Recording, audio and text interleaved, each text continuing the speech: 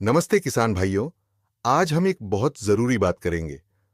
कौन सी कीटनाशक और फफूंदनाशक दवाइयां आपस में कभी नहीं मिलानी चाहिए। अगर इन्हें मिला दिया जाए तो दवा का असर खत्म हो सकता है और फसल को नुकसान हो सकता है। पहला उदाहरण इमिडाक्लोप्रिड और प्रोफेनोफॉस। इमिडाक्लोप्रिड नेओनिकोटिनॉइड ग्रुप की दवा है और प्रोफेनोफॉस और नर्गेनोफॉस्फेट ग्रुप की। इन दोनों को कभी एक साथ मत मिलाइए। इन्हें मिलाने से घोल जम सकता है और असर कम हो जाता है। इससे फसल को फायदा नहीं मिलता और किसान का पैसा भी बर्बाद हो जाता है। दूसरा उदाहरण फिप्रोनिल और ऑनर्गेनोफॉस्फेट ग्रुप की दवाएं। फिप्रोनिल यानी रेजेंट को कभी भी ऑनर्गेनोफॉस्फेट ग्रुप की दवाओं के साथ न मिलाए। ऑनर्गेनोफॉस्फेट ग्रुप की मुख्य दवाएं हैं क्लोरोपायरिफॉस डाइमेथोएट मेलाथियोन क्विनाल्फॉस, प्रोफेनोफॉस, फॉस्फैमिडोन ट्राइक्लोरफॉन। अगर फिप्रोनिल को इनमें से किसी भी दवा के साथ मिलाया जाए तो पौधों की जड़ और पत्तियों पर बुरा असर पड़ता है।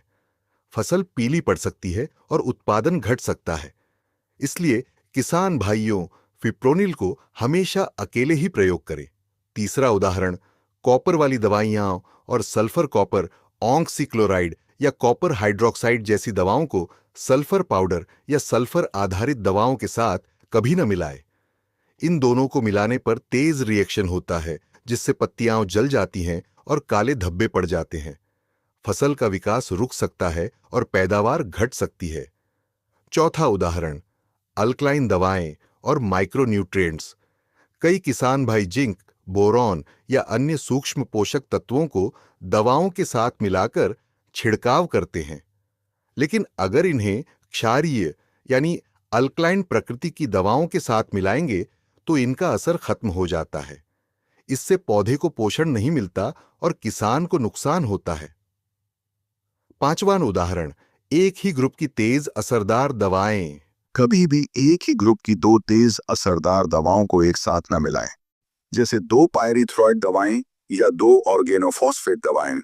ऐसा करने से घोल जहरीला हो जाता है, पत्तियां झुलसने लगती हैं और लाभदायक कीट जैसे मधुमक्खियां और परागण करने वाले कीट भी मर सकते हैं। किसान भाइयों, याद रखिए, हर दवा की अपनी पहचान और असर होता है। बिना जानकारी के दवाओं को मिलाना फसल और पैसों दोनों का नुकसान करता है। इसलिए हमेशा सुरक्षित मिश्रण करें और संदेह होने पर दवाइयों को अलग अलग ही प्रयोग करें।